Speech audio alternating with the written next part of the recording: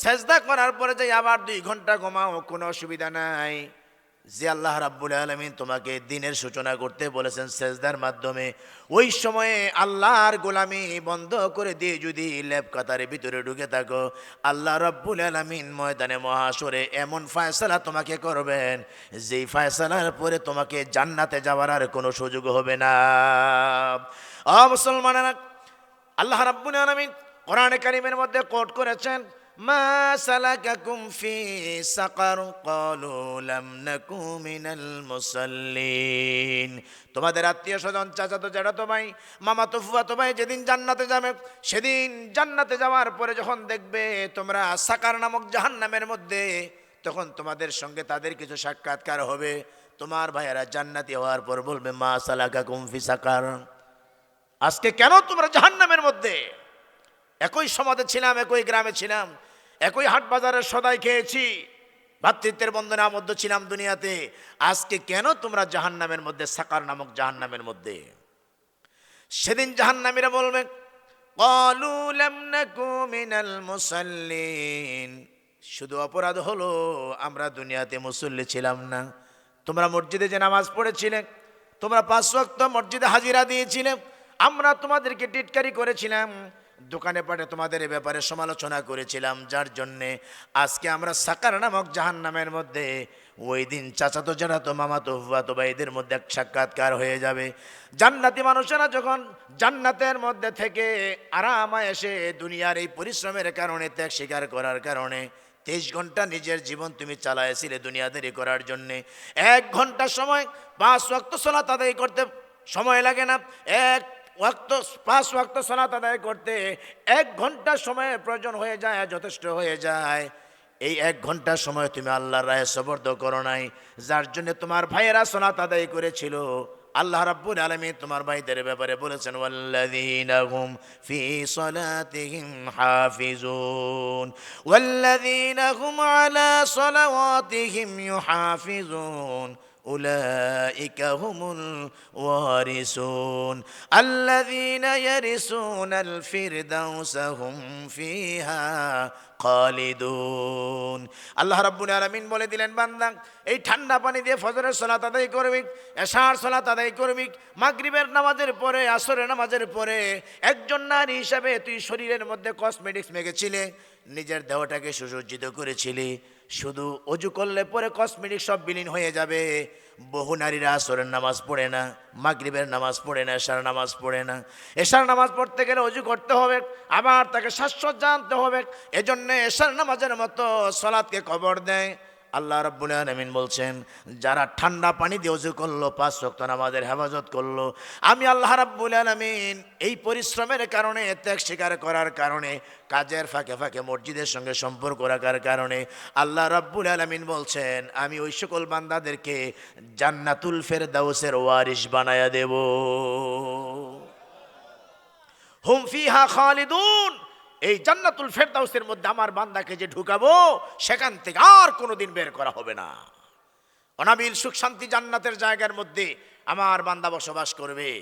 ওই জান্নাতের মেহমান, জান্নাতের উত্তরাধিকারী আমি বানায় দেব।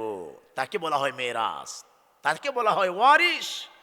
পিতার মৃত্যুর পরে সম্পদের মালিক হয় ছেলেরা, মেয়েরা স্ত্রী, ঠিক তদ্রূপ তারা যেমন মেরাজ হয়, উত্তরাধিকারী হয় পিতার সম্পদের।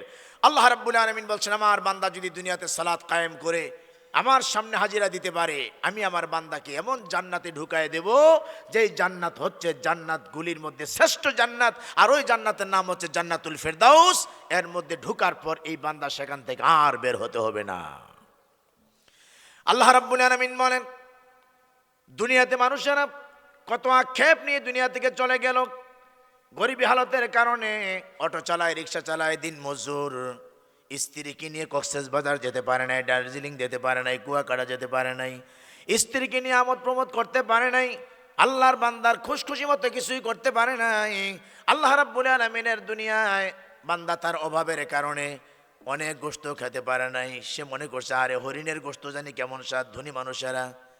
ধনী মানুষেরা সেই সুন্দরবন এলাকা থেকে কালেকশন করে করে তারা খাসির গোশত খায়, কত আরাম প্রিয়ভাবে জীবনযাপন করে। আল্লাহর বান্দারা যেদিন জান্নাতের মধ্যে ঢুকবে, দুনিয়াতে অটোটা এই মসজিদের পাশে থামাইয়া তালা মাইরা তারপর আসরের নামাজ পড়েছিল, মাগরিবের নামাজ পড়েছিল। ওই মানুষগুলি দুনিয়াতে গরিবী হালত ছিল, তার সুখ সমৃদ্ধ বলতে কিছুই ছিল না। ওই সকল মানুষদের ব্যাপারে আল্লাহ রাব্বুল আলামিন বলছেন, মা তাশতাহি আনফুসুকুম ওয়া লাকুম ফিহা মা তাদউন নুজুলাম মিন গফুরির রহিম। আল্লাহ রাব্বুল আলামিন বলেন, বান্দা পেরেশান হইস না, ভয় পাইস না, যেই জান্নাতের মধ্যে আমি তোমাকে প্রবেশ করাবো, ওই জান্নাতের মধ্যে যাওয়ার পরে তোর মুখে বলতে হবে না, জবান দিয়ে বলতে হবে না, তোর মনের মধ্যে যে আকাঙ্ক্ষা আসবে, তোর মনের মধ্যে যা চাইবে, তুই কি খাইতে চাস, কোথায় যেতে চাস, আল্লাহর বান্দা কিভাবে তুই চলতে চাস, তোর মুখে বলতে হবে না। আমি আল্লাহ রাব্বুল আলামিন তোর অন্তরের চিন্তা চেতনার সাথে সাথে সেই নিয়ামতগুলি সরবরাহ করে দেব। দুনিয়াতে বান্দা গাছ থেকে ফল যদি কুড়াতে হয় তাহলে একটা টোড়া ব্যবহার করতে হয়, একটা লাঠি ব্যবহার করতে হয়, এটা জমিনের মধ্যে পড়লে পরে পানি দিয়ে ধুইতে হয়, এর চামড়া খসাতে হয়, অতঃপর তাকে খেতে হয়, এর বিচিগুলি ফেলতে হয়। জান্নাতে আল্লাহ রাব্বুল আলামিন বলছেন, বান্দা তোর পারতে হবে না, হাতে ছুঁইতে হবে না, কুতুফুহা দানিয়া। আমি আল্লাহ রাব্বুল আলামিন তোর জন্য ফলের থোকাগুলি এমন পরিবেশে রেখেছি, তুই দাঁড়ালে পরে তোর মুখ গহ্বরটা যেই উঁচু, ওই ডালগুলি নিচের দিকে ঝুঁকে তোর মুখ গহ্বর পর্যন্ত আমি আল্লাহ ফলগুলিকে ঝুঁকাইয়া রাখবো। তোর হাতে ধরে পারতে হবে না, তোর শুধু খাইতে মন চাইবে, কোন ফলটা অমনি করে তোর মুখে চলে যাবে। এর থেকে বেশি ফেলতে হবে না, এর থেকে তোর চামড়া খসাতে হবে না। আমি আল্লাহ রাব্বুল আলামিন তোর জন্য এই ব্যবস্থা করে রেখেছি। আল্লাহ রাব্বুল আলামিন শুধু জান্নাতে ঢুকানোর উপরে বলবেন, কুলু ওয়াশরাবু হানিয়াম বিমা আসলাফতুম ফিল আইয়ামিল খালিয়া। আল্লাহ শুধু বলবেন, বান্দা খা, পান কর, খাও দাও, ফুর্তি করো। দুনিয়াতে গায়কেরা গান গায়, দুনিয়াটা মস্ত বড়, খাও দাও ফুর্তি করো, আগামীকাল বাঁচবে কিনা বলতে পারো। যতই গান গাও না কেন, আগামীকাল বাঁচো আর না বাঁচো, তোমার ইচ্ছা মতো দুনিয়াতে তোমার রোজগারের জিনিস কিন্তু তুমি খেতে পারো না, ঠিক কিনা বলেন? খাওয়া যায়, প্রতিদিন রোজগার করি 1 লক্ষ টাকা, 2 লক্ষ টাকা। বাংলাদেশে এমন ধনী মানুষ আছে যাদের প্রতিদিন কোটি কোটি টাকা রোজগার, শুধু ব্যবসার মুনাফায় হয় কোটি কোটি টাকা। যে দরবেশ সদরঘাট দিয়ে পালাইতে চাইছিল, এই দরবেশেরও কোটি কোটি টাকা পার ডে রোজগার ছিল, প্রতিদিন কোটি কোটি টাকা রোজগার ছিল। অথচ এই দরবেশের বাড়ির কিতাব খুললে দেখা যাবে ডাক্তার তাকে কিতাবে লিখে দিছে, সকালে 2 রুটি, রাতে 2 রুটি, আসরের নামাজের পরে লেক্সাস বিস্কিট, ডিম খাবা তো কুসুম খাইবা না।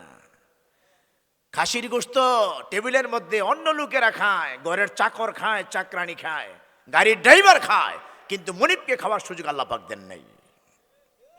শরীরে চর্বি জমে গেছে, নার্ভের মধ্যে ব্লাড সার্কুলেশন বন্ধ হয়ে গেছে। ওরে বলছে খাসির গোশত খাইতে পারবেন না, দুধের সর খাইতে পারবেন না, পনির খেতে পারবেন না, ঘি খেতে পারবেন না, ভালো ভালো নেয়ামতগুলি তার জন্যে খাওয়ার ঠিক হচ্ছে না। বুঝা গেল কি? মানুষ যা রোজগার করে তাও খেতে পারে না।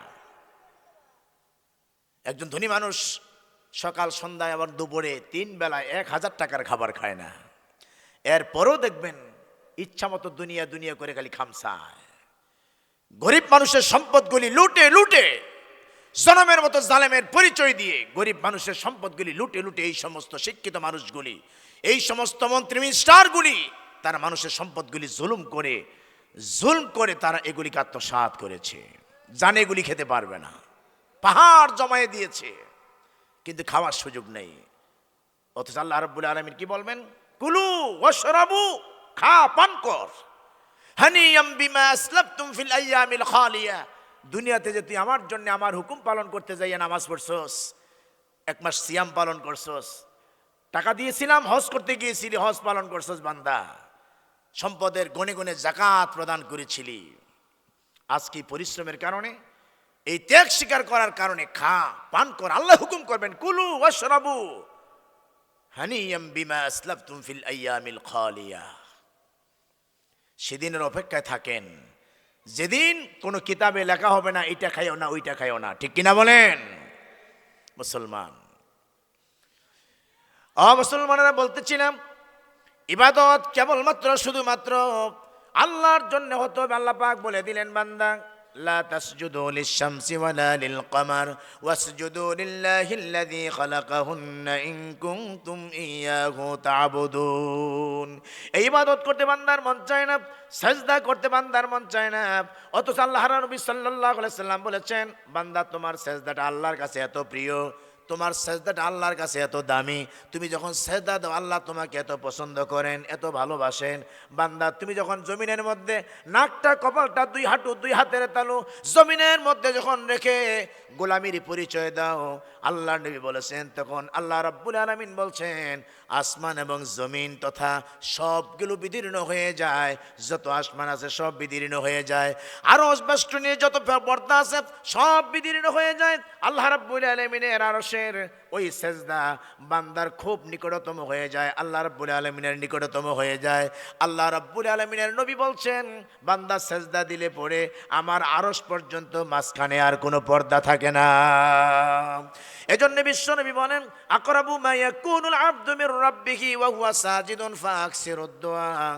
বান্দা যখন সেজদায় পড়ে তখন আল্লাহর নিকটবর্তী হয়ে যায়, বান্দা যখন তখন যেন বেশি বেশি করে আল্লাহর কাছে দোয়া করে, যেহেতু আল্লাহর নিকটবর্তী হয়ে গেছে, আল্লাহর সঙ্গে কথা বলার সুযোগ হয়ে গেছে। এজন্য বিশ্বনবী বলেন, বান্দা যখন সেজদায় পড়ে তখন সুবহানা রাব্বিয়াল আলা পড়ে, সুবহানাকা আল্লাহুম্মা রাব্বানা ওয়া বিহামদিকা আল্লাহুম্মা গফিরলি পড়ে। ও আমার মা বোনেরা, ও আমার বাপজানেরা, ওই সময় যদি সুন্নাত নামাজ পড়েন, নফল নামাজ পড়েন, বেতেরের নামাজ পড়েন, একাকী নামাজ পড়েন, তাহাজ্জুদের নামাজ পড়েন, ওই সময়ে জমিনের মধ্যে কপালটা ঠেকাইয়া এই তাসবিহগুলি পড়ার পরে তিনবার আপনি পড়েন, আল্লাহুম্মা আজিরনি মিনান নার, আল্লাহুম্মা আজিরনি মিনান নার, আল্লাহুম্মা আজিরনি মিনান নার। বিশ্বনবী বলেন, হযরত জাবের রাদিয়াল্লাহু তাআলা আনহু বলেছেন, রাসূল করিম সাল্লাল্লাহু আলাইহি সাল্লাম বলেছেন, আল্লাহর বান্দা সালাতে হোক সালাতের বাহিরে হোক যদি তিনবার বলে, আল্লাহ আমি জাহান্নামে যেতে চাই না, জাহান্নামের আগুন আমার থেকে হটায়া নাও, তখন জাহান্নাম আল্লাহর কাছে আপনার জন্য দোয়া করবে, রব্বুল আলামিন তোমার বান্দা আমার কাছে আসতে চায় না, আমাকে ভয় করে, আমাকে ভয় করে চলে তোমার কাছে আমার জন্য পানাহ চায়, আমি জাহান্নাম তোমার কাছে দোয়া করছি তোমার বান্দার জন্যে, এই বান্দাকে তুমি কোনো সময় কোনো দিন আমার মাঝে দিও না। জাহান্নাম আপনার জন্য দোয়া করবে, আল্লাহ তোমার বান্দা আমার থেকে পানাহ চায়, আমার কাছে তোমার বান্দাকে পাঠাইও না। আবার যখন সেজদা দিবেন তিনবার চারবার পাঁচবার তাসবিহ পড়ার পরে আল্লাহর কাছে বলেন, আল্লাহুম্মা ইন্নী আসআলুকা জান্নাতাল ফিরদাউস, আয় আল্লাহ রাব্বুল আলামিন আমি তোমার কাছে জান্নাতুল ফেরদাউস চাই। তিনবার যদি আপনি পড়েন তখন জান্নাত আল্লাহর কাছে দোয়া করে, রব্বুল আলামিন তোমার বান্দা আমাকে চায়, আমার মেহমান হতে চায়, আমার কাছে আসতে চায়, আমি জান্নাত তোমার কাছে তোমার বান্দার পক্ষে ফরিয়াদ জানাই, তুমি তোমার বান্দাকে আমি জান্নাতুল ফেরদাউসের মেহমান বানায়া দাও। কত সুযোগ, কত পন্থা, কত পথ পদ্ধতি আছে জাহান্নাম থেকে বাঁচার জন্যে, জান্নাত লাভ করার জন্যে, কিন্তু বান্দা কপালে ঠেকায় না। এজন্য আজকের পরিষদে দেখছি জওয়ানেরা, তরুণেরা, ছাত্ররা সবচাইতে বেশি।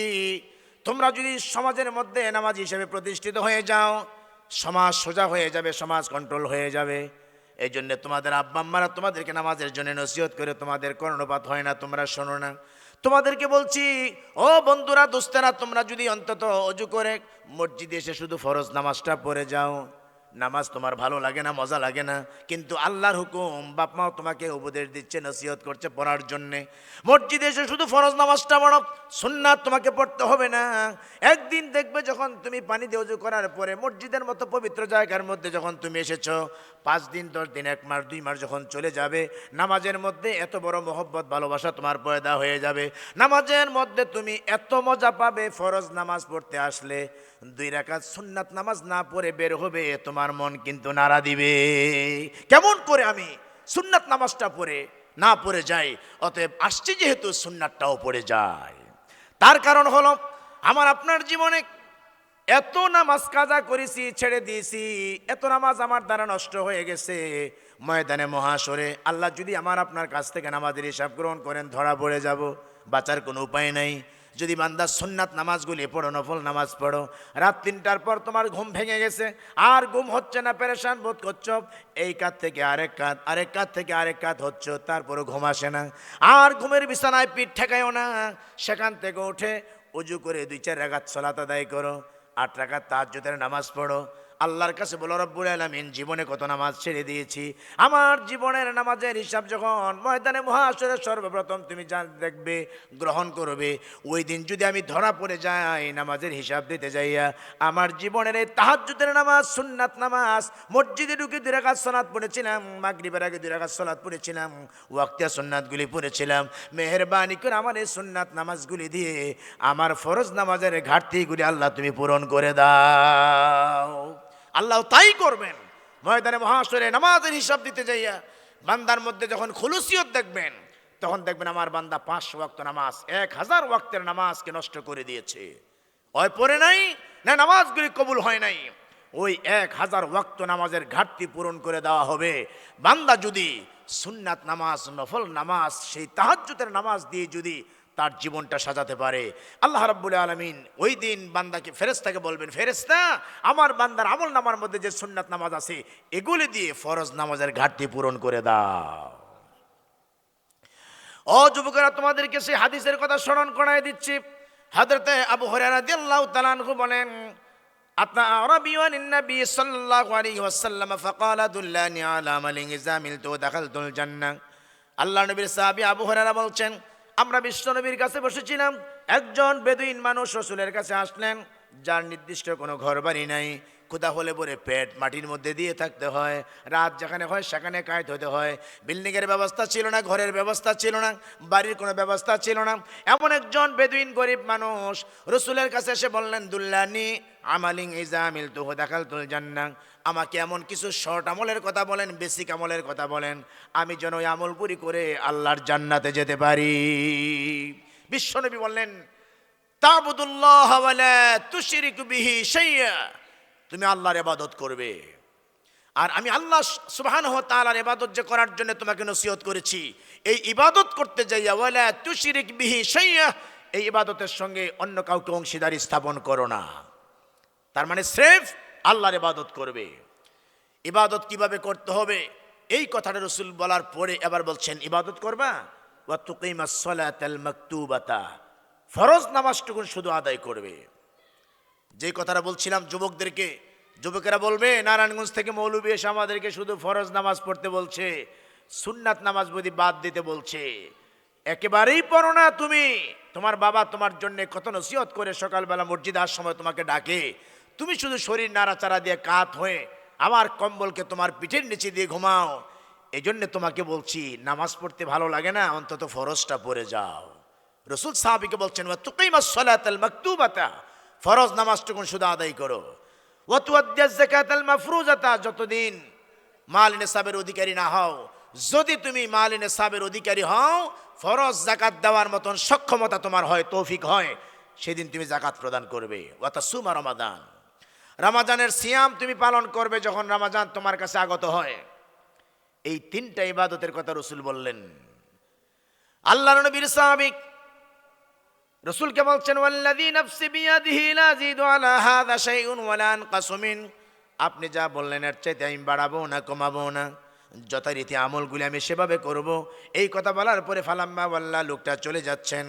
আল্লাহর নবী উপস্থিত জনমণ্ডলী যারা ছিলেন, সাহাবায়ে আজমাইন রিদওয়ানুল্লাহি তাআলা আলাইহিম আজমাইন যারা ছিলেন, তাদেরকে ডেকে বললেন, মান সাররাহু আইয়ানজুরা ইলা রাজুলিন মিন আহলিল জান্নাহ, ও দুনিয়ার মানুষেরা, উপস্থিত জনমণ্ডলী, তোমরা কি দুনিয়াতে জান্নাতি মানুষ দেখতে চাও? ফালইয়ানজুর ইলা হাযা, যেই লোকটা আল্লাহর নামে শপথ করে বলেছেন এর চাইতে বাড়াবেও না কমাবেও না, আমার কথা মতো ইবাদতগুলি করবে, ওই লোকটার দিকে তাকাও, সে আল্লাহর জান্নাতি। বলুন সুবহানাল্লাহ। ও মুসলমানেরা, এখানে আরেকটা চিকন কথা আছে, লোকটা তো এখনো সালাত শুরু করে নাই, লোকটা এখনো সিয়াম পালন করে নাই, এখনো যাকাত প্রদান করে নাই। আল্লাহর নবী তাকে বললেন, এই লোকটা আল্লাহর জান্নাতি। কেন বললেন? কোন কথার কারণে বললেন? বিশ্ব নবীর কাছে যখন প্রতিশ্রুতি দিলেন, আল্লাহর নবী, আপনি যে ইবাদতের কথা বলছেন, ইবাদত করতে যাই আমি বাড়াবো না কমাবো না, এই একটা কথার উপরে আল্লাহর নবী তাকে বলছেন, লোকটার দিকে তাকাও, সে আল্লাহর জান্নাতি। এই জন্যে ইসলামী শরীয়তের যে সকল আমলগুলি আছে, আল্লাহ সুবহানাহু ওয়া তাআলার যে হুকুম, বিশ্ব নবীর তরিকার যে আমলগুলি আছে, একজন মুমিন বান্দার উচিত হবে ওই আমলগুলি যেভাবে রসুল করেছেন আমি সেভাবে করব, এর মধ্যে আমি বাড়াবো না, কমাবো না। আজকে যারা আমলের মধ্যে ক্রমবর্ধমান করছে, বাড়াচ্ছে, কমাচ্ছে, বুঝতে হবে এই মানুষগুলি হচ্ছে সবচেয়ে বড় জালেম। সুন্নাতের ব্যাপারে, ইবাদতের ব্যাপারে সবচেয়ে জুলম তারাই করে যারা আল্লাহ নবীর শেখানো পদ্ধতি অনুযায়ী, যারা নাকি ইবাদত না করে ইবাদতকে বাড়ায়। আসেনি আমাদের দেশে ইবাদত বাড়ানো কমানো পার্টি, নিজেরে সুন্নি বলে দাবি করে, কিন্তু সুন্নাতের দাঁড় দাঁড়ে না। শুধু রবিউল আউয়াল মাস আসলে পড়ে জশ্নে জুলুসের স্লোগান দিয়ে মিষ্টি বিতরণ করে, জোহরের নামাজের সময় আপনার বিরিয়ানি নিয়ে বাড়ি চলে যায়, জোহরের সালাতটা জামাতে আদায় করে না। এরা হচ্ছে আশিকে রসুল। ইবাদতের মধ্যে বাড়ানো যাবে না, কমানো যাবে না। তার কারণ ইবাদত একজনকে দিয়ে পৃথিবীতে প্রতিষ্ঠা করেছেন, তিনি হচ্ছেন নবী মুহাম্মদুর রাসূলুল্লাহ সাল্লাল্লাহু আলাইহি ওয়াসাল্লাম। আমাদের দেশে কিছু কিছু মসজিদের মধ্যে আজান দেয়, দেখবেন আজান দেওয়ার কথা হযরত আব্দুল্লাহ ইবনে উম্মে মাকতুম, হযরত বেলাল, দুইজন ছিলেন আল্লাহ নবীর নির্বাচিত মুয়াজ্জিন মসজিদে নববীর। এজন্য রমজান মাসে রাসূল সাল্লাল্লাহু আলাইহি সাল্লামের নির্দেশ হচ্ছে, বেলাল যখন আজান দেয় তোমরা সাহারি গ্রহণ করো, আব্দুল্লাহ ইবনে উম্মে মাকতুম যখন আজান দিবে তখন সাহারি শেষ করে দাও। হযরত আব্দুল্লাহ ইবনে উম্মে মাকতুম অন্ধ সাহাবী ছিলেন। সে যুগে ঘড়ির ব্যবস্থা ছিল না, টাইম নির্ণয় করার জন্য কোনো ব্যবস্থা ছিল না, কিন্তু আব্দুল্লাহ ইবনে উম্মে মাকতুম যথাসময়ে তিনি ফজরের আজান দিতে পারতেন। তাকে জিজ্ঞেস করা হলো, আপনি যে ফজরের আজান দেন আপনাকে কেউ বাতলায়া দেয় না, আপনি কিভাবে ফজরের আজান দেন, সময়টা কিভাবে নির্ণয় করেন? আব্দুল্লাহ ইবনে উম্মে মাকতুম বলছেন, যখন ফজরের আজান আগত হয় তখন ফজরের একটা গ্রান আমার নাকের মধ্যে চলে আসে, তখন আমি বুঝতে পারি ফজর হয়ে গেছে, আমি তখন আজান শুরু করে দিই। বলুন সুবহানাল্লাহ, সুবহানাল্লাহ। আব্দুল্লাহ ইবনে উম্মে মাকতুম, হযরত বেলাল, দুইজন মুয়াজ্জিন সারা জীবন আজান দিয়েছেন মসজিদের মধ্যে। একবারের জন্য ইতিহাস প্রমাণ করে না, হাদিস প্রমাণ করে না আজান দেওয়ার শুরুতে বিসমিল্লাহির রহমানির রহিম বলেছেন অথবা বিসমিল্লাহ বলেছেন। ডাইরেক্ট তারা আজান দিতেন, আজানের পূর্বে কোনো দোয়া পড়তেন না।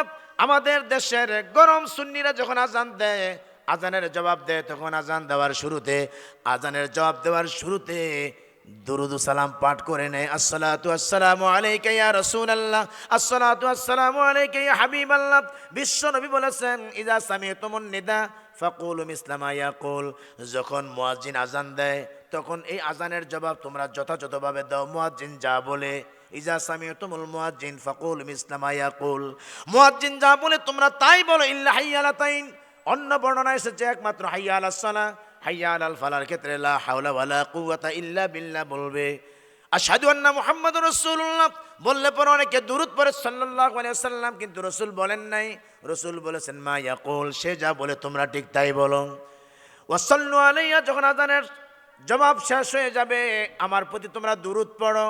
সহিহ মুসলিমের হাদিস প্রমাণ করছে আগে আজানের জবাব দিতে হবে, তারপরে দুরূদ পড়তে হবে, কিন্তু গরম সুন্নি আগে দুরূদ পড়ে।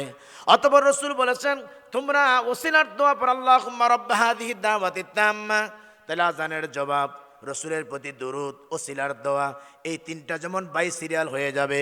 আল্লাহর নবী বলছেন হাল্লাত লাহু শাফাআতি ইয়াউমাল কিয়ামা, কিয়ামতের ময়দানে মুসিবতের দিনে, যেদিন তোমার কোনো সহায় সম্বল থাকবে না, ওই দিন আমি রাসূল তোমার জন্য সুপারিশ করা আমার উপরে ওয়াজিব হয়ে যাবে। আজানের জবাব দেওয়া এবং আজানের জবাব দেওয়া, আজানের জবাব দেওয়ার পরে রাসূলের প্রতি দুরূদ পড়া। তাহলে আজানের জবাব দেওয়ার পর আপনি পড়বেন আল্লাহুম্মা সাল্লি আলা মুহাম্মাদিন ওয়া আলা আলি মুহাম্মাদ, এই দুরূদ পড়বেন। অতঃপর আপনি পড়বেন আল্লাহুম্মা রাব্ব হাযিহি দাওয়াতিত তাম্মা, এটা হচ্ছে ওসিলার দোয়া। এই দোয়া পড়বেন। এই তিনটা যখন বাই সিরিয়াল হয়ে যাবে, আল্লাহর নবী বলছেন হাল্লাত লাহু শাফাআতি ইয়াউমাল কিয়ামা, কিয়ামতের ময়দানে ওই বান্দার জন্য, আমার এই উম্মতের জন্য সুপারিশ করা আমি নবীর উপরে হালাল হয়ে যায়, হক হয়ে যায়, ওয়াজিব হয়ে যায়। বলুন সুবহানাল্লাহ। মুসলমানেরা, ইবাদতের মধ্যে বানানো কমানো। রাসূল করিম সাল্লাল্লাহু আলাইহি ওয়াসাল্লাম মসজিদে নববীতে বসা, আল্লাহ নবীর সাহাবী ফাদাখাল রাজুলুন, একজন লোক মসজিদে প্রবেশ করলেন। অতঃপর রাসূলের সামনে তিনি 2 রাকাত সালাত আদায় করলেন। ফারাজা ইলাইহি, আল্লাহর নবীর কাছে তিনি আবার আসলেন। ফাসাল্লামা আলাইহি, তার উপরে সালাম দিলেন। এবার সালামের জবাব দিলেন। ফারাদ্দা ইলাইহি, এই সালামটা তিনি আবার ফিরাই দিলেন, বলেন ওয়া আলাইকুমুস সালাম। এবার রাসূল বললেন ইরজিই ফাসাল্লি ফা ইন্নাকা লাম তুসাল্লি, ফিরে যাও, আল্লাহর বান্দা তুমি নামাজ পড়ো নাই, নামাজ পড়ে আসো। অথচ রসুলের সামনে, চোখের সামনে 2 রাকাত নামাজ পড়লেন, রসুলকে সালাম দিলেন। আল্লাহ নবী বললেন ফিরে যাও, তুমি নামাজ পড়ে আসো। 2 রাকাত নামাজ পড়া হলো। আল্লাহ নবীর কাছে আবার আসলেন, সালাম দিলেন আগের মতো। এবার রসুল আবার বললেন ইরজিই ফাসাল্লি ফা ইন্নাকা লাম তুসাল্লি, ফিরে যাও, আল্লাহর বান্দা তুমি নামাজ পড়ো নাই, নামাজ পড়ে আসো। 2 বার হয়ে গেল। এবার নামাজ পড়ে এসে যখন তাকে সালাম দিলেন, সালামের জবাব দিলেন। আবার রসুল বলছেন ইরজিই ফাসাল্লি ফা ইন্নাকা লাম তুসাল্লি। থার্ড চান্সে আবার রসুলের সাহাবী বুঝতে পারলেন যেভাবে আমি সালাত আদায় করছি, আমার রসুলের কাছে সালাতটা শুদ্ধ হচ্ছে না, সুন্দর হচ্ছে না, যার জন্য তিনি আমাকে বারবার বলছেন সালাত পড়ে আসো। এবার রসুলের সাহাবী বলছেন ফাআল্লিমনি, আমাকে আপনি শিক্ষা দেন, মা উহসিনু গায়রু, এর চেয়ে সুন্দর করে আমি সালাত পড়তে পারি না, এর চেয়ে সুন্দর করে আমি সালাত আদায় করতে পারি না।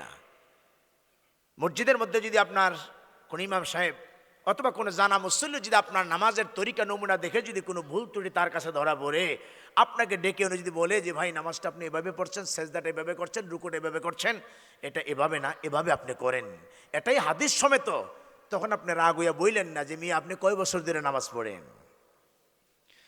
30 বছর ধরে নামাজ পড়ি, এখন পর্যন্ত আমার নামাজে কেউ ভুল ধরতে পারলো না, আর আজকে বলতেছেন আমার নামাজ আপনার হয় না। কয় বছর ধরে আপনি নামাজ পড়েন বলা ঠিক হবে না। আপনি দেখেন তার যে উপদেশটা, তার যে নসিহতটা, সেটা আপনাকে সংশোধন করে দিচ্ছে। এটা প্রয়োজনে একজন আলেমের কাছে আপনি জাস্টিফিকেশন করেন। যদি দেখেন যে না কথাটা সুন্দর, তো তাহলে তার কথাতে আপনার সালাতের নমুনার পরিবর্তন ঘটান। সে আপনার ভাই, সে আপনার আয়না, আপনার দর্পণ, তার সামনে আপনার ভুল ধরা পড়বে, এটাই স্বাভাবিক। আমার ভুল আপনার সামনে ধরা পড়বে, এটাই স্বাভাবিক। ভুল যদি ভুল হয়, রাগের কিছু নাই, আপনি সংশোধন করে দিলে পরে মৃত্যু পর্যন্ত এই ভুলটা আমার আর হবে না। আল্লাহ নবীর সাহাবী বলছেন হুজুর আপনি যেভাবে বললেন আমি তো বারবার নামাজ পড়ছি, কিন্তু এর চাইতে সুন্দর করে আমি আর নামাজ পড়তে পারি না, আমাকে আপনি নামাজের একটু তালিম দেন কিভাবে নামাজ পড়তে হবে। এবার বিশ্বনবী বললেন ইজা কুনতা ইলাস সালাতি ফাকাব্বির, যখন তোমরা সালাত আদায়ের জন্য দাঁড়াবে তখন আল্লাহু আকবার বলো। রসুল করিম সাল্লাল্লাহু আলাইহি সাল্লাম মসজিদে নববীতে সাহাবীকে প্র্যাকটিক্যাল নামাজ শিখাচ্ছেন, বলছেন যখন নামাজ শুরু করবে, নামাজের জন্য দাঁড়াবে, তখন তুমি বলো আল্লাহু আকবার। হাদিস প্রমাণ করছে নামাজ শুরু হয় কি দিয়ে? আল্লাহু আকবার দিয়ে, তাকবীর দিয়ে। আর নামাজের এক্সটার্নাল কিছু বিষয় আছে, বাহিরের কিছু বিষয় আছে, যেমন নামাজে যখন আসবেন তখন নামাজ পড়ার জন্য আপনার সুন্দর পোশাক লাগবে, এটা পবিত্র পোশাক লাগবে। দেহটাকে পবিত্র করে নিতে হবে অজুর মাধ্যমে। যেই জায়গায় দাঁড়াবেন জায়গাটা পবিত্র কিনা, পবিত্র জায়গায় সেজদা করছেন কিনা একটু দেখে নেন। যে জন্য বলেছিলাম ইবাদতে বাড়ানো কমানো। আল্লাহর নবী নামাজ শিক্ষা দিচ্ছেন রসুলের সাহাবীকে, নামাজ শুরু করবা তো আল্লাহু আকবার দিয়ে নামাজের স্টার্টিং। আর আমি মসজিদে দাঁড়াইয়া প্রথমে বলি ইন্নী ওয়াজ্জাহাতু, কেন? জায়গাটা পাক করার জন্যে। এই মসজিদের মধ্যে ইমাম আছে, মুয়াজ্জিন আছে, খাদেম আছে, প্রতিদিন 1-2 বার করে ধোয়া মোছা করে। এরপরে পবিত্র জায়গা যেখানে গরু আসে না, ছাগল আসে না, কুকুর আসে না, হিংস্র প্রাণী আসে না, যেখানে নাপাকি লাগার কোনো সম্ভাবনা নেই, সেখানেও প্রতিদিন ধোয়া মোছা চলছে। আপনি যদি মসজিদের জায়গা পাক করার জন্য আবার ইন্নী ওয়াজ্জাহাতু স্টার্ট করেন, এমন নামাজের আল্লাহর দরকার নাই, এমন সালাতের আল্লাহর দরকার নাই যে সালাতের প্রশিক্ষণ রাসূল দেন নাই। অতএব সালাতের স্টার্টিং ইন্নী ওয়াজ্জাহাতু দিয়ে যদি কোনো বান্দা করে, এই সালাত হবে না, কিয়ামত পর্যন্ত পড়লেও হবে না। রাসূলের তরিকার পরিপন্থী এই সালাত আল্লাহর দরবারে গ্রহণযোগ্য হবে না। সালাতের একটা এক্সটার্নাল বিষয় হচ্ছে সালাতে ঢোকার আগে কোন সালাত কোন ওয়াক্তের কত রাকাত পড়বেন, ওই কথাটা যদি আপনার মনের মধ্যে জানা থাকে, রেখাপাত থাকে, আনচান করে আর্ট থাকে, ওই আর্ট করা বিষয়টা, ওই আনচান করা বিষয়টা, মনের সেই রেখাপাতটাই হচ্ছে আরবিতে তাকে বলি নিয়ত।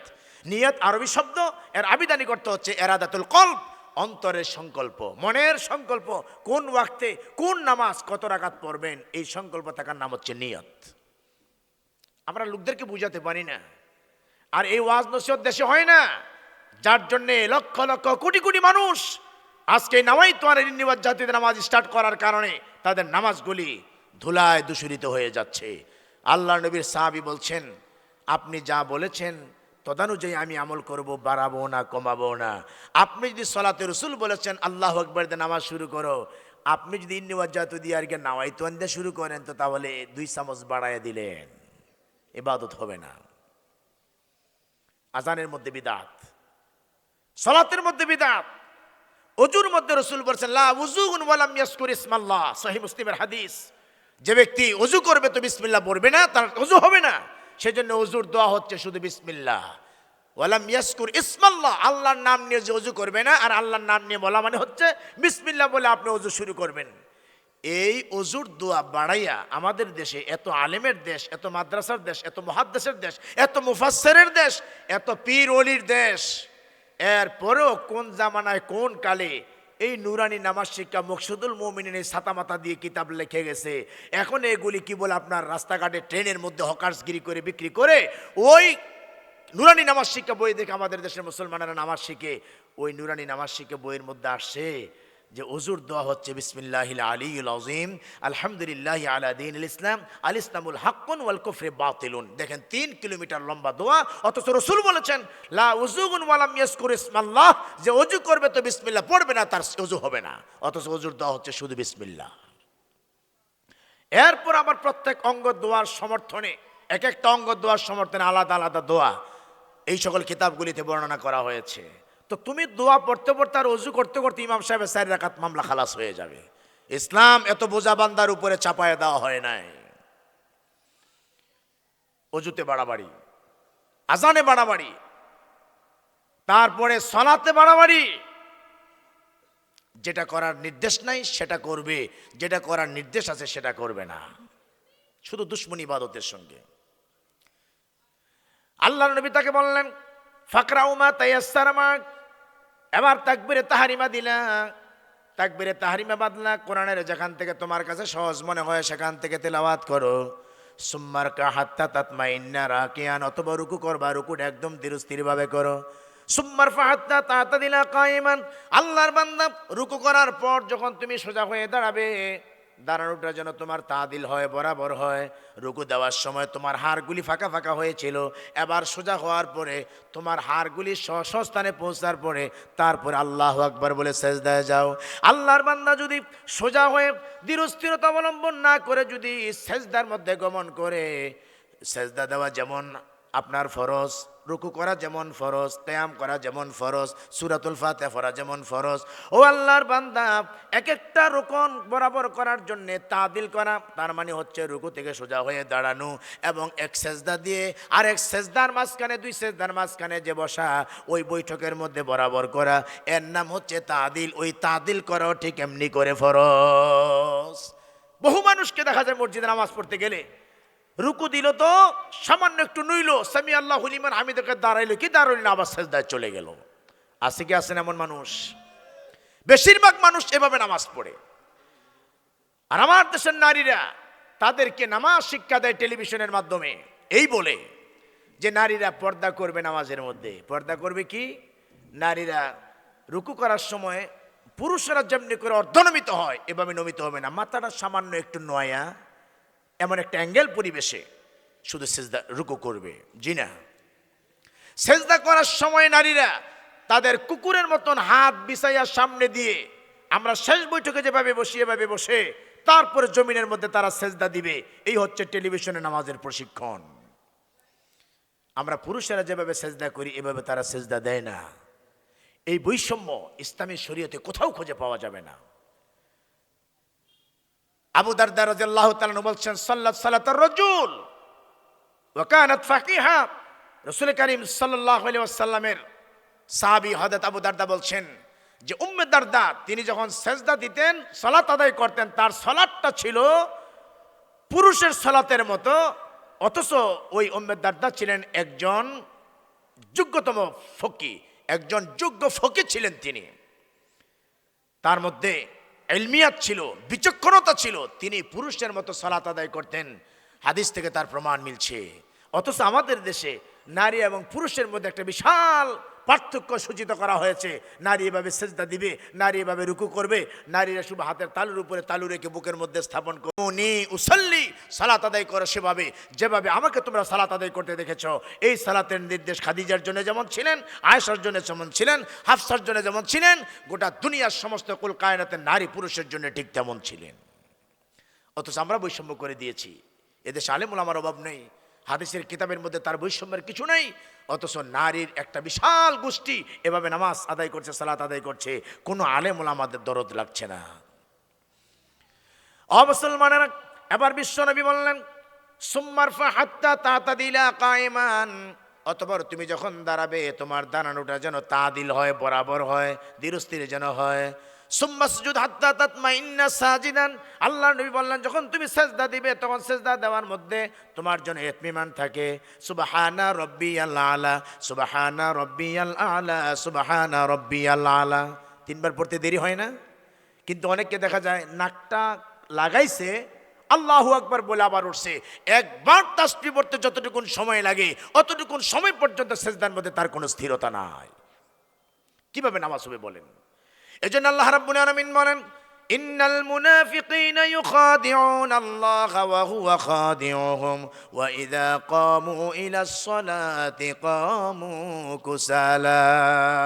আল্লাহ রাব্বুল আলামিন বলেন নিশ্চয়ই যারা মুনাফিক সালাতের ভিতরে এসে আমাকে ধোঁকা দেয়, অথচ তারা জানে না আমাকে ধোঁকা দিতে পারবে না। ওয়া হুয়া খাদিউহুম, এই ধোঁকার মধ্যে তারা নিজেরাই পড়ে যাবে। তার কারণ হলো বহু মানুষ নামাজ পড়ে কিন্তু নামাজের মধ্যে যে দোয়া কালামগুলি আছে, সিলেবাস আছে, পারে না। তাশাহুদ, দুরূদ শরীফ, দোয়া মাসুরা পারে না। বেতরের নামাজ পড়ে হাত উঠায় পটপট পটপট করে কি যেন পড়ে, অথচ দোয়া কোনো জীবনেও শিখে নাই, শিখার চেষ্টা করে নাই। আল্লাহ রাব্বুল আলামিন বলছেন বান্দা দাঁড়ায়, দাঁড়ানোর মধ্যে প্রমাণ হয় না সে যে নামাজের মধ্যে দাঁড়াইলো। নামাজের মধ্যে দাঁড়াইলে তো সে কেবলার দিকে, তার মানে সেজদার দিকে তাকায়া থাকবে, তার চোখ নাড়াচাড়া করবে না। কিন্তু বহু মানুষকে দেখা যায় নামাজের মধ্যে দাঁড়ালে পরে তার চোখটা এদিক সেদিক তারে নারে বন্ধুরে করে। আছে কি আছে না বলেন? ফ্যানটা ঘুরলো কিনা, চলছে কিনা, তার পাশে কে দাঁড়ালো, চোখ দিয়ে এদিক সেদিক সেগালের মতো তার চোখ নাড়াচাড়া করছে। নামাজের মধ্যে দাঁড়ানোর পরে বারবার দাড়ির পানি ঝাড়ছে, বুতাম লাগাচ্ছে, টুপি ঠিক করছে, শরীরের মধ্যে এতক্ষণ পর্যন্ত কোনো অ্যালার্জির ভাব নাই। যখন তাকবীরে তাহরিমা দিছে শরীরের মধ্যে তার বিভিন্ন জায়গায় চুলকানি শুরু হয়ে গেছে। আল্লাহ রাব্বুল আলামিন বলছেন ইন্নাল মুনাফিকিনা ইউখাদিউনা আল্লাহ ওয়া হুয়া খাদিউহুম ওয়া ইযা কামু ইলাস সালাতি কামু কুসালা। বান্দা যখন নামাজের মধ্যে দাঁড়ায় তখন বান্দার নামাজের মধ্যে কোনো শৈথিল্যতা নাই, এদিক সেদিক তাকায়, পাওটা তার সোজা হয় না, দৃষ্টিটা সেজদার দিকে, জায়গার দিকে তাকায় না। রাসূল বলেছেন বান্দা যখন নামাজে দাঁড়ায় যতক্ষণ সে দাঁড়ায় থাকবে ততক্ষণ তার দৃষ্টিটা সেজদার জায়গার দিকে থাকবে। সেজদার জায়গা থেকে যদি বান্দা তার দৃষ্টিটা এদিক সেদিক সরায়, আল্লাহ রাব্বুল আলামিন আরশে আজিম থেকে তার দৃষ্টিটাকে, রহমতের দৃষ্টিটা তার থেকে সরায় আনেন।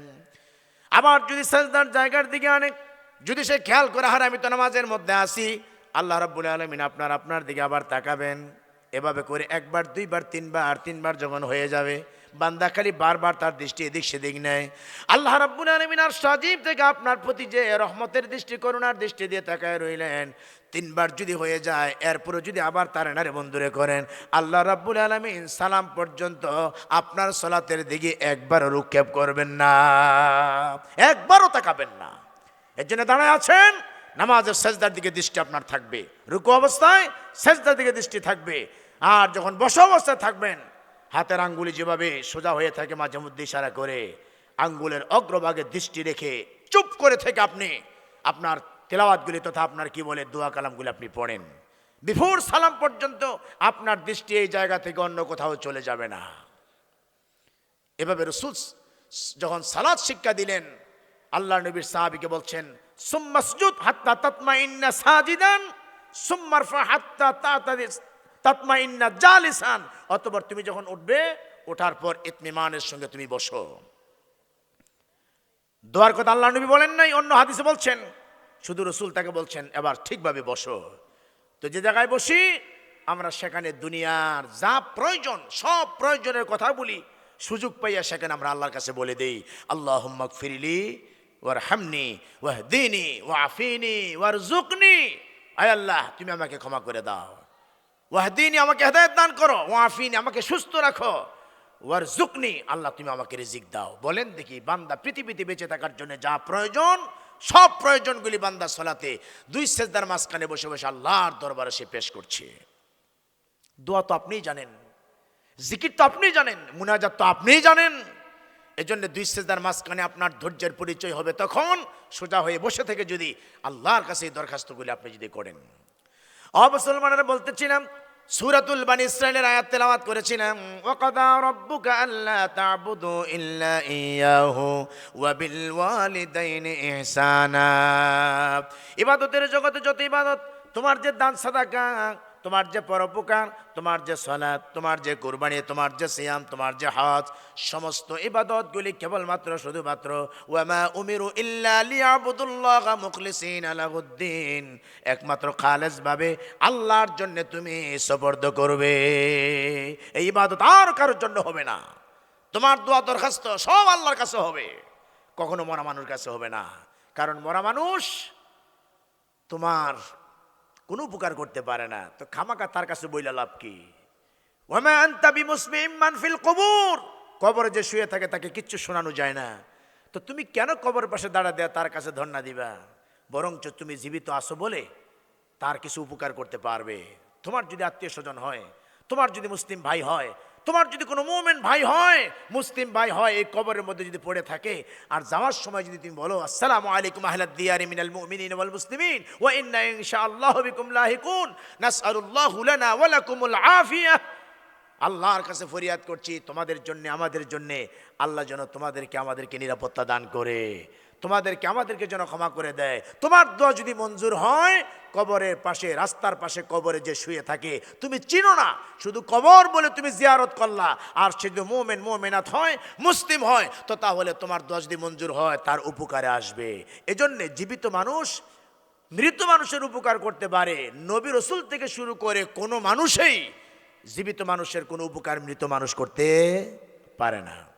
এই আকীদা যদি স্বচ্ছ হতো, দুনিয়াতে কোনোদিন কোনো মানুষ, কোনো পীর বলেন, বুজুর্গ বলেন, নবী রাসূল বলেন, তাদের কবরের কাছে যাইয়া ধন্না দিত না। এই কথাটাই তারা বোঝে না যে আমরা তাদের উপকার করতে পারবো, যেহেতু এখনো আল্লাহর কাছে বলার মতন সক্ষমতা সুযোগ আমাদের আছে। কবরের মানুষটা আর কিছু বলতে পারে না, ইনকাতা আনহু আমালুহু, তার থেকে সমস্ত আমলকে কর্তন করে দেওয়া হয়েছে, সব ডিসকানেক্টেড করা হয়েছে। অতএব সে আর দোয়া করতে পারে না, সালাত পড়তে পারে না, জিকির করতে পারে না, দুনিয়ার কোনো মানুষের উপকার করতে পারে না।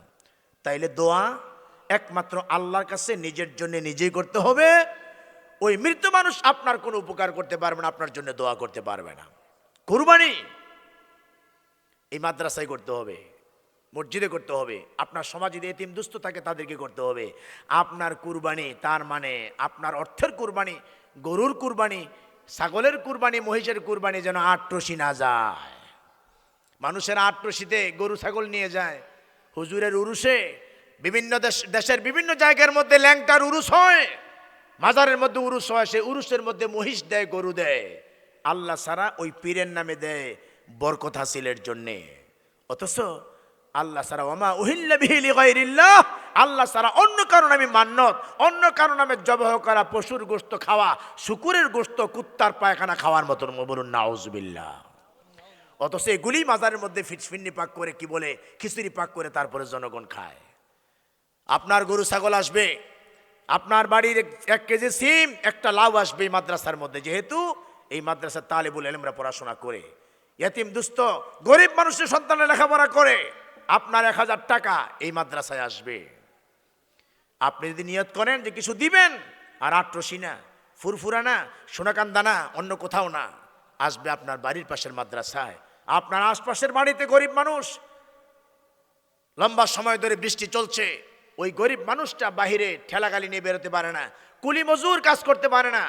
আল্লাহ আপনাকে কোটি কোটি টাকা দিয়েছে, রাস্তায় সাক্ষাৎ হলে পরে পকেট থেকে 1000 টাকার একটা নোট মুট করে তার হাতে দিয়ে দেন।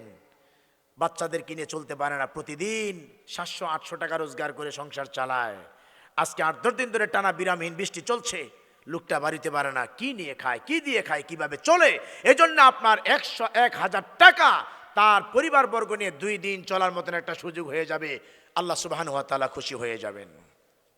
আল্লাহ রাব্বুল আলামিন বলেন, يسألونك ماذا ينفقون قل ما أنفقتم من خير فللوالدين والأقربين واليتامى والمساكين আল্লাহ রাব্বুল আলামিন বলেন নবী লোকেরা আপনাকে জিজ্ঞেস করবে লোকেরা কিভাবে তাদের দানগুলি করবে কিভাবে তাদের সম্পদ ব্যয় করবে মাযা ইউনফিকুন কুল মা আনফাকতুম মিন খাইরিন ফালিলওয়ালিদাইনি ওয়াল আকরাবিন আপনি লোকদেরকে বলে দিন তারা যেন তাদের সম্পদগুলি বন্টনের সময় ব্যয় করার সময় তাদের টাকা পয়সা খরচ করার সময় সর্বপ্রথম যেন তারা তাদের আব্বা আম্মার জন্য খরচ করে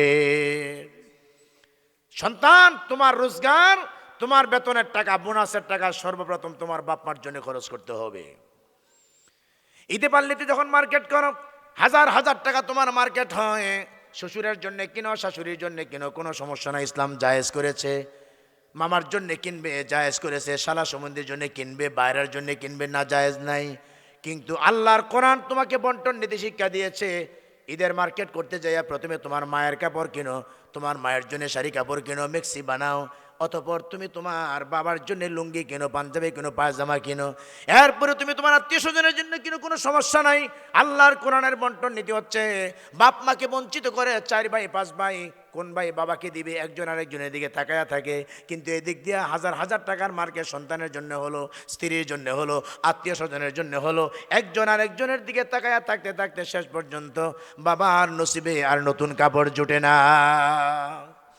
আপনার সম্পদ আপনার জন্যে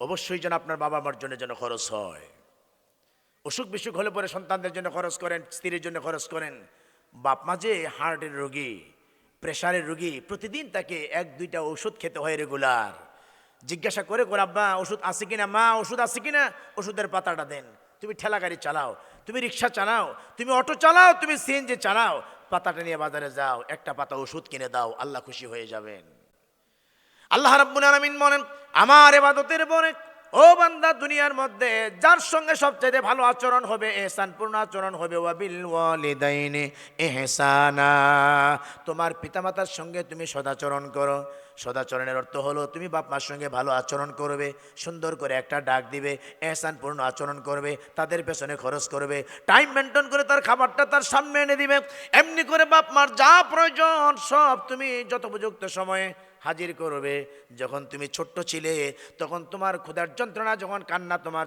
মুখ দিয়ে চলে আসতো এই কান্নার আওয়াজ শোনার সাথে সাথে তোমার মা তোমার জন্য খাবারের ব্যবস্থা করতেন আজকে তোমার কাছে তোমার আব্বা আম্মা শিশুর মতো তোমার আব্বা আম্মার খাবারের দিকে ঔষধের দিকে তুমি যদি যথাসময়ে যদি খেয়াল রাখো এটাই হবে তোমার জন্য ইহসানপূর্ণ আচরণ আল্লাহ রাব্বুল আলামিন বললেন ইম্মা ইয়াবলুগান্না ইনদাকাল কিবারা আহাদুহুমা আও কিলাহুমা ও বান্দা তোমার বাপ মা যদি তোমার সামনে দুজনে যদি থাকে অথবা দুজনের একজন থাকে তাদের সামনে তাদের আচরণের কারণে তাদের ব্যবহারের কারণে কষ্টজনিত অবস্থায় ও শব্দটা ব্যবহার করো না আছে না আমাদের অনেকের বাপ মা একটু বয়স বৃদ্ধ হয়ে গেছে কথাও একটু বেশি বলে মেজাজটা একটু খিটখিটা আপনি নাস্তা দিয়ে আসছেন একটু উলট পালট করে রাখলো এভাবে করে বাবা মা এখন শিশুর মতো আচরণ করে আল্লাহ বলছেন বান্দা তোকে পেটে নিয়েছিল তুই জীবিত মানুষ তোর মায়ের পেটে তুই লাথিগুতা দিয়ে তোর মাকে কষ্ট দিছস প্রসব করার পরে তোর মা তোর গলা টিপে হত্যা করে নাই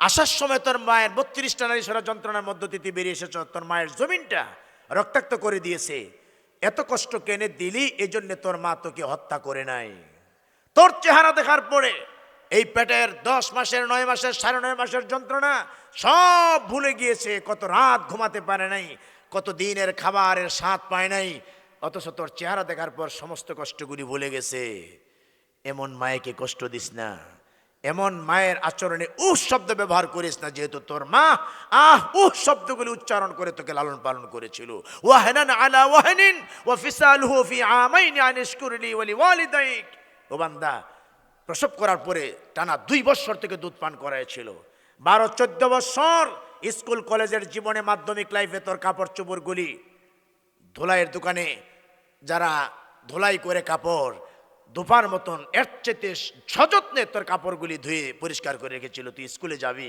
স্কুল থেকে এসে লাথি মেরে তোর প্যান্টটা তুই গোসলখানার মধ্যে ফেলে দিয়েছিলি আর তোর মা এগুলি পরিপাটি করে রেখেছিল এমন আচরণে তোকে লালন পালন করেছিল, কিন্তু এখন যখন তোর সামনে শিশুর মতো, এই সময়ে তুই তোর মায়ের প্রতি শব্দ ব্যবহার করিস না। ইম্মা ইয়াবলুগান্না ইনদাকাল কিবারা আহাদুহুমা আও কিলাহুমা ফালা তাকুল লাহুমা উফিন ওয়ালা তানহারহুমা ওয়া কুল লাহুমা কাওলান কারীমা। যত কথা বলবি বান্দা এহসানপূর্ণ কথা বলিস, সুচারুরূপে কথা বলিস, সুন্দরভাবে কথা বলিস, কাওলান কারীমা সম্মানসূচক কথা বলবি।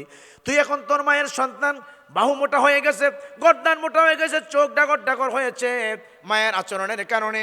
মায়ের সামনে ঝাঁকি দিয়ে কথা বলিস না, মায়ের সামনে চোখ রাঙায় কথা বলিস না। দুনিয়াতে এহসানপূর্ণ আচরণ করার মানে হলো বাপমার সামনে যখন তুই দাঁড়াবি তোর সুটামো দেহটাকে একটু নরম করে দে। মায়েকে যখন ডাক দিবি, দুনিয়ার মানুষকে যত ডাক দেস, সন্তানকে ডাক দেস, স্ত্রীকে ডাক দেস, এর মধ্যে মেজাজের কর্করতা থাকতে পারে, কিন্তু যখন মাকে ডাক দিবি ওই সময় তোর মেজাজের মধ্যে যেন কর্করতার ভাব না থাকে। আল্লাহ রাব্বুল আলামিন বলছেন ওই আচরণটাই হচ্ছে এহসানপূর্ণ আচরণ। যদি কেউ বাপমার আচরণ করতে যাইয়া বাপমা যদি একটু শব্দ ব্যবহার করে, বাপমা যদি একটু কষ্ট পায়, বাপমা যদি তোমার প্রতি সন্তুষ্ট হয়ে যায়, তোমার জীবনের সালাত সিয়াম হজ যাকাত দিয়ে আল্লাহর আদালত থেকে পার হওয়ার কোনো সুযোগ নাই, কোনো সুযোগ নেই। মুসলমানেরা, রাসূল কারীম সাল্লাল্লাহু আলাইহি ওয়াসাল্লাম হুনাইনের যুদ্ধের পরে একটা উট জমা করার পর উটের গোশতগুলি বন্টন করছেন সাহাবীদের মাঝে, যুদ্ধরত সৈনিকদের মাঝে। রাসূল কারীম সাল্লাল্লাহু আলাইহি ওয়াসাল্লামের পাশ দিয়ে একটা নারী যাচ্ছেন। আল্লাহ নবী যখন দেখলেন তখন তিনি দাঁড়ায় গেলেন, অতঃপর তার চাদরটা খুলে জমিনের মধ্যে বিছায় দিলেন, বলছেন আপনি বসেন।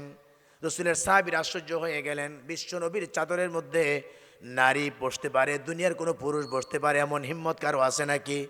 আল্লাহ নবী তার চাদরটা বিছাইয়ে দিলেন, অতঃপর সেই চাদরের মধ্যে তিনি বসলেন। রাসূলের সাহাবীরা জিজ্ঞেস করলেন, আপনার চাদরে বসতে পারে দুনিয়ার এমন কোন হিম্মতওয়ালা মানুষ নাই, তার সঙ্গে আপনার সম্পর্ক কি? রাসূল কারীম সাল্লাল্লাহু আলাইহি ওয়াসাল্লাম বলেছেন, আমার মায়ের দুধ আমার কিসমতে জুটে নাই। এই যে মহিলা তিনি হচ্ছেন হযরত হালিমাতুস সাদিয়া, আমি তার দুধ পান করেছিলাম, তিনি হচ্ছেন আমার দুধ মা। ওই দুধ মায়ের সম্মানের কারণে যদি রাসূলের চাদর বিছাইয়ে দিতে পারে, যেই মা আমাকে আপনাকে পেটে নিয়েছে, ওই মায়ের সঙ্গে আমার আচরণটা, ওই মায়ের সঙ্গে আমার ডাক খোঁজটা কেমন হতে পারে? হযরত জুরাইজ নামে একজন মানুষ ছিলেন, দুনিয়াতে বিচার দেখেন। হযরত জুরাইজ একজন আবেদ মানুষ, বড় আলেম না, মাসনা মাসাইল জানে না। তিনি এক জায়গায় একটা খানকা তৈরি করে সেখানে ইবাদত করছেন। তার মা ভাবলেন জুরাইজের সঙ্গে একটু দেখা করে আসি। জুরাইজের সঙ্গে দেখা করার জন্য গেলেন, যেই খানকার মধ্যে ইবাদত করতেছে ওই খানকার মধ্যে যাইয়া দরজার মধ্যে বলছেন, ইয়া জুরাইজ, ও বাবা জুরাইজ, আমি এসেছি তোমার সঙ্গে দেখা করার জন্যে। এবার জুরাইজ মায়ের কণ্ঠ শুনে বলছেন, আল্লাহুম্মা উম্মি ওয়া সালাতি, আয় আল্লাহ আমার মা এবং আমার সালাত, আমি নামাজের মধ্যে আছি, মায়ের ডাকে সাড়া দেব না, নামাজের মধ্যে আমি মগ্ন থাকবো, নামাজ পড়ি আল্লাহ তোমার জন্যে, মা এসেছে আমার জন্য দেখা করার জন্যে, আমি কি নামাজ ছেড়ে দেব? এবার জুরাইজ নামাজ ছাড়ে নাই, মা চলে আসলেন। পরের দিন আবার গেলেন, আবার ডাকলেন জুরাইজ। মার ডাক শোনার পর আবার বলছেন, আল্লাহুম্মা উম্মি ওয়া সালাতি, আল্লাহ আমার মা আমার নামাজ, আমি কি নামাজ ছেড়ে দেব? মায়ের সঙ্গে গিয়ে দেখা করব? এই চিন্তা চেতনার ফলে মা আবার চলে গেলেন। তৃতীয় দিন যখন আবার বললেন, আসার পর ডাকাডাকি করলেন, কিন্তু সন্তান তার সঙ্গে দেখা করে না, নামাজ ছেড়ে দেয় না। এবার জুরাইজের মা অত্যন্ত রাগী মহিলা ছিলেন, দরজা থেকে ফেরার পথে বলছেন, আল্লাহ আমার সন্তানের জন্য আমি দেখা করতে এসেছিলাম, সন্তান আমার ডাকে সাড়া দেয় না, আমার সঙ্গে দেখা করে না, আমি চলে গেলাম। আয় আল্লাহ তোমার কাছে আমার দরখাস্ত হচ্ছে, এই জুরাইজকে তুমি দুনিয়াতে বেশ্যা নারীর মুখ না দেখাইয়া দুনিয়া থেকে নিও না। মামলা হয়ে গেছে আল্লাহর আদালতে। মুসলমানের জুরাইজ যেখানে খানকা তৈরি করেছিল, দরবার সাজায় ছিল, তার পাশে ছিল একজন রাখাল, ভেড়া চড়াতো, মেষ চড়াতো। পাশের বাড়িতে ছিল একজন বস্তা মহিলা, জোরাইজকে ফুসলাইছিল কিন্তু কাজ করতে পারে নাই। এবার ওই রাখালের সঙ্গে ওই বস্তা মহিলার কাম চরিতার্থ হয়ে গেছে, যৌবন বিলাই দিয়েছে, পেটের মধ্যে বাচ্চা হয়ে গেল। এবার যখন বাচ্চা প্রসব করলো, সমাজের লোকেরা তার উপরে বিচার দায়ের করলো। তাকে জিজ্ঞেস করলো, মহিলা তোমার তো বিয়ে হয় নাই, তো তাহলে বলো দেখি এই সন্তান তোমার পেটে কিভাবে আসছে? মহিলা ভাবলো, এই খানকা যিনি তৈরি করলেন ওই জোরাইজ এই এলাকার নয়, আর রাখালটা এই এলাকার। যদি জোরাইজের নামটা বলতে পারি তাহলে বিচারটা ঠিক মতো হবে, রাখালের নাম বললে পরে বিচারটা উল্টা হয়ে যেতে পারে। এবার বললেন, খানকার মধ্যে যিনি বসে বসে ইবাদত করেন ওই জোরাইজের দ্বারা এই খানকার ভিতরে আমার এই কাজ হয়ে গেছে, যার জন্য পেটে আমার বাচ্চা। এবার সমাজের লোকেরা ওই জুরাইজের খানকাটাকে ভেঙে খান খান করে দিল, তার উপরে টর্চার শুরু করে দিল। যতই টর্চার করার ততই বলে আমার দ্বারা এই কাজ হয় নাই। এবার জুরাইজ শেষবারে বলছে, আমাকে একটু সুযোগ করে দাও, যে সন্তান দুনিয়াতে এসেছে ওই সন্তান বলে দিবে তার বাবাকে, কে তার জন্মদাতা। লোকের আশ্চর্য হয়ে গেল, ছোট্ট মানুষ সদ্য প্রসূত সন্তান কিভাবে কথা বলবে। এবার জুরাইজকে তার কাছে নিয়ে যাওয়া হলো। জুরাইজ 2 রাকাত সালাত আদায় করলেন। ওই ছোট বাচ্চাটার পেটের ভিতরে যখন গুতা দিয়ে বললেন তোমার বাবাকে বলো, অমনি করে সদ্য প্রসূত সন্তানের জবান ছুটে গেছে, বলছে এখানে যে রাখাল মেষ চড়ায় ওই রাখালের জন্মের কারণে আমার জন্ম হয়েছে, আমি প্রসবিত হয়েছি। লোকের আশ্চর্য হয়ে গেল, আহারে খামাখা তার ঘরটা ভেঙে দিলাম, তার উপরে টর্চার করলাম। এবার জুরাইজের কাছে সমাজের লোকেরা মাপ মুক্তি দাবি করলো এবং বলল তোমার সেই ঘরটাকে আমরা প্রয়োজনে স্বর্ণ চাঁদি দিয়ে বানিয়ে দেব। জুরাইজ বললেন স্বাভাবিকভাবে যেভাবে ছিল এভাবে তোমরা বানায় দাও, স্বর্ণ চাঁদি দিয়ে বানাতে হবে না, তার কারণ আমার জীবনের এটা প্রাপ্য ছিল। তোমরা শোনো, আমার মা আমার কাছে এসেছিলেন 3 দিন দেখা করার জন্যে, আমি আমার মায়ের ডাকে সাড়া দেই নাই। যেদিন তৃতীয়বার আমাকে ডেকেছিলেন ওই দিন আমার মা যাওয়ার পথে বলেছিলেন আমার মৃত্যুর পূর্বে যেন একজন বেশ্যা নারীর মোকাবেলা যেন আমার হয়। মায়ের দোয়া আল্লাহর দরবারে মঞ্জুর হয়ে গেছে, কেন মায়ের সঙ্গে দেখা করলাম না? যার জন্যে একজন বেশ্যা নারীর মুখ দেখাইয়া আল্লাহ রাব্বুল আলামিন আমাকে দুনিয়া থেকে নিবেন। এজন্যে মা যদি আপনার প্রতি অসন্তুষ্ট হয়ে, আচরণ অসন্তুষ্ট হয়ে যদি একটু মনটাকে বাঁকা করে, আপনার গোটা জীবন বাঁকা হয়ে যাবে। শুধু এই জীবন নয়, পরকালীন জীবন আপনার বাঁকা হয়ে যাবে। এই জন্য মায়ের প্রতি, বাবার প্রতি ইহসানপূর্ণ আচরণ হলো দুনিয়ার কত মানুষকে রাস্তাঘাটে সালাম দেন, আব্বা আম্মাকে সালাম দিবেন। দুনিয়ায় রাস্তাঘাটে মানুষ দেখলে আত্মীয় স্বজনের সঙ্গে কত সুন্দর ভদ্র ব্যবহার করেন, লোকেরা যেন আপনাকে ভদ্রলোক বলে।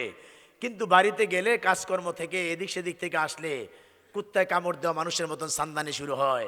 মা কিছু বললেই আপনার মেজাজ গরম হয়ে যায়। এই ধরনের লাখ লাখ পুরুষ আমাদের দেশে আছে যারা মার কথা সহ্য হয় না।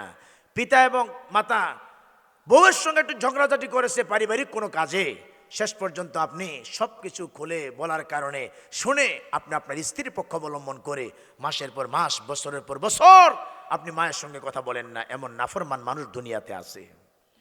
বছরের পর বছর কথা বলে না, পাশের দরজা দিয়ে সন্তান বেরিয়ে যায়, আর সন্তানের বডি কনস্ট্রাকশন, তার হাঁটার গতি, তার নমুনা মা ঘরে থেকে থেকে দেখি আমার বাসাদন বারবার বাড়িতে আসে আর যায়, আমার সঙ্গে কথা বলে না, আত্মীয় স্বজনের সঙ্গে মিলেমিশে কত খাবার দাবার গ্রহণ করে, আমার একটু খোঁজখবর নেয় না। ওই মায়ের সঙ্গে এমন নাফরমান সন্তান আছে, মাসের পর মাস চলে যায়, বউয়ের পক্ষ অবলম্বন করে মায়ের কাছে আর্জি পেশ করে তোমার যদি ভালো না লাগে তাহলে তুমি আমাকে আলাদা করে দাও। আসলে বউয়ের কথা শুনে মায়ের কাছে দরখাস্ত হচ্ছে, আর মায়ের সাথে খেতে তার ভালো লাগে না, মায়েকে তার কাছে উচ্ছিষ্ট মনে হয়, আগাছা মনে হয়, যার জন্য মার কাছ থেকে সরতে পারলেই নিজেকে যেন কৃতার্থ মনে হয়। এই জন্যে যুবকেরা, তরুণেরা, ছাত্ররা তোমাদেরকে বলছি, তোমরা বাপ মার প্রতি ইহসানপূর্ণ আচরণ করবে। কত ছেলেকে বলে বাবারে একটু 9টা 10টার দিকে দোকানে আসিস, লম্বা সময় বসে থাকতে ভালো লাগে না, 70 বছর ঊর্ধ্ব বয়স হয়ে গেছে, 60 বছর উপরে বয়স হয়ে গেছে, একটু দোকানদার বসলে একটু হাঁটাহুটি করলে একটু রিল্যাক্স হয়। সন্তানগুলি মোবাইল নিয়ে সারাটা জীবন কি বলে সারাটা সময় ব্যয় করে বাবাকে একটু কাজে হেল্প করে না। কত জায়গায় বাবা একটু যেতে বলে, কত দিকে যাওয়ার সুযোগ হয়, বাবা যে জায়গায় যেতে বলে সেই জায়গায় যাওয়ার একটু সুযোগ হয় না। এভাবে করে প্রতিটি কথাই বাবার ইনসাল করে চলছে। মনে রাখো বান্দা, তুমি যদি তোমার বাবাকে উপেক্ষা করো, তোমার জন্য একদিন সন্তান তৈরি হয়ে যাবে, তোমার 16 আনা কথাই তোমার সন্তানের উপেক্ষা করবে।